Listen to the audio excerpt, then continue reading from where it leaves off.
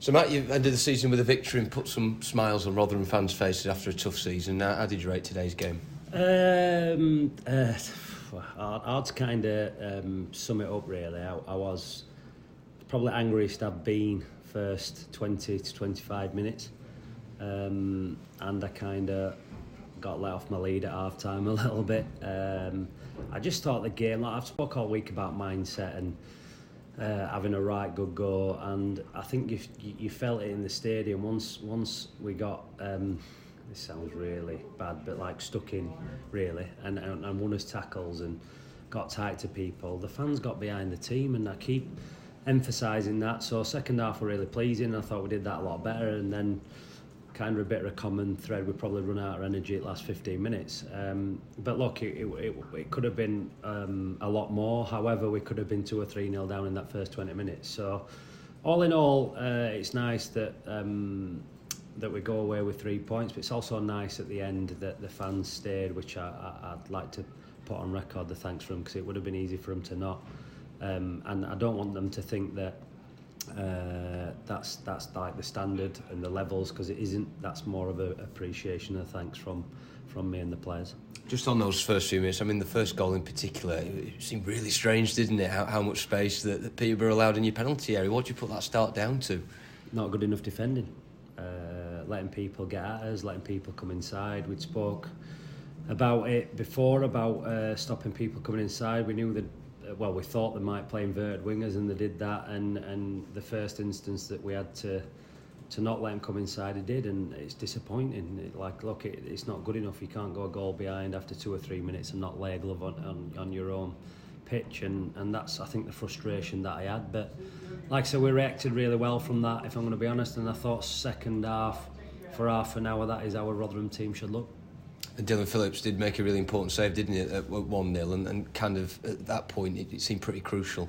Yeah, he made a couple of good saves, to be fair to Dylan. Look, he'll probably admit himself he's had a bit of a tough time recently, but he made a couple of big saves there. And look, Dylan Phillips had an amazing career, and like you expect him to make saves, and like he did today. But yeah, I just felt that at the crucial times today, he was big for us. I don't know if you've had a chance to chat to the players about the goals, but Lewis' shot for the equaliser looked like it had crossed the line there before Sam gobbled it up. Yeah, I think there were a few decisions today again. I'll let people judge them. I thought that. Look, I thought we were unlucky not to get a penalty. I thought their lad were lucky to stay on the pitch for Kelly's tackle, if I'm going to be honest.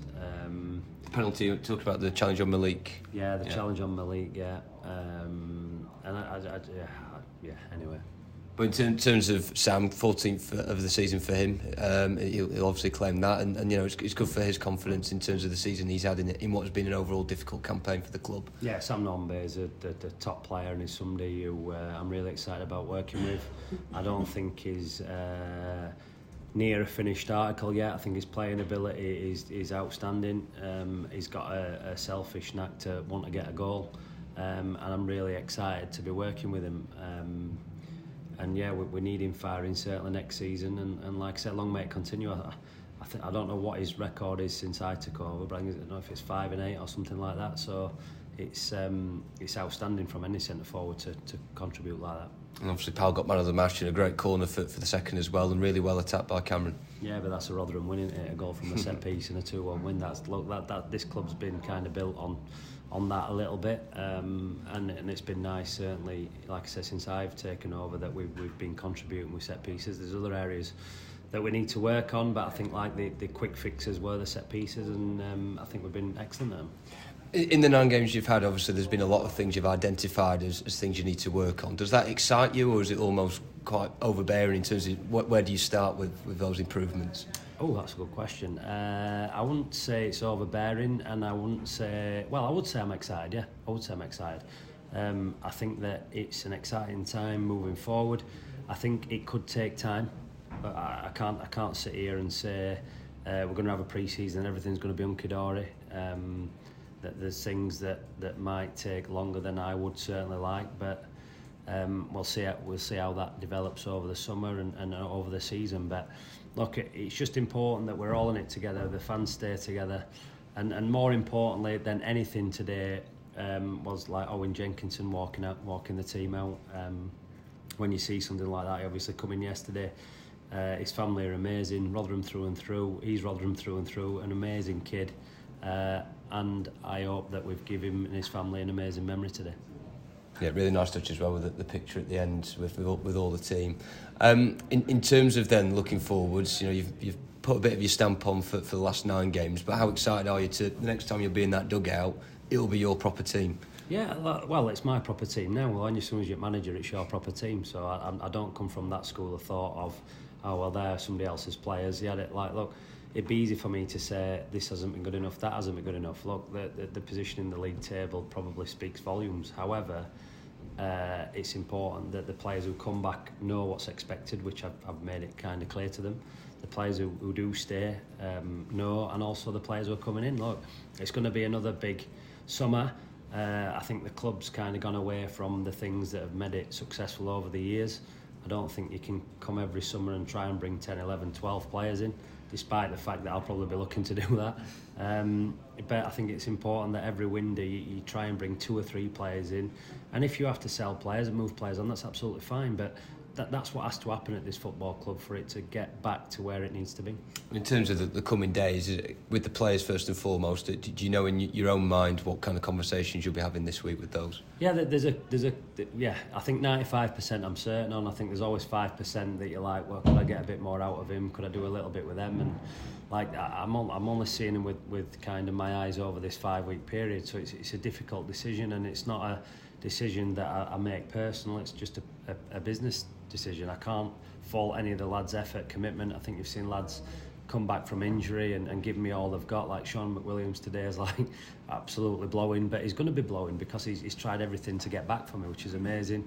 Obviously Dangor come back into there. I know he's been on loan, but he's obviously tried his hardest to come back. So look, there's I can't thank the lads enough. And look, I'm not here saying I'm the be all and end all as a manager. Like, you have to have players who kind of get you the job, and look, them lads in there have got me the job because we've got results together, and you know that'll always stay close to my heart, whether they stay here or move on.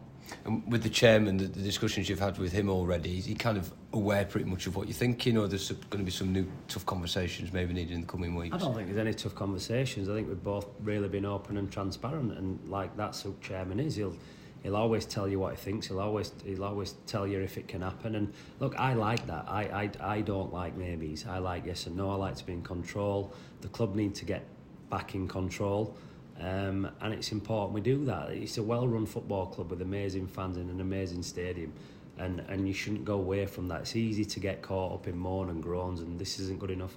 And look, there's a lot of things that can be better at this football club, but there's a lot of things that can be better at a lot of football clubs. But this is our club, this is the fans' club, this is the chairman's club, and we have to wear that badge and represent the club at the way it should be, and that is that heartbeat of community, and never die, never give in. So it'll be a busy summer for you. Are you going to have some time off at any point? Well, my time off will be probably with my phone to an ear, so I'll end up getting a white mark on my ear, I'm sure. But no, yeah, look, it is what it is. But been in football all my life, and in a playing or a coaching capacity, now a management capacity, so I know how tough it is. Even as a coach, you're always making calls, you're always watching players, you're always speaking to agents, you're always speaking to other people, and that hasn't stopped even when I'm out of work for a few weeks. The phone always rings, and you always try and keep on the heartbeat of everything that's happening, and if we can strike for the right deals, then that's what we're trying to do.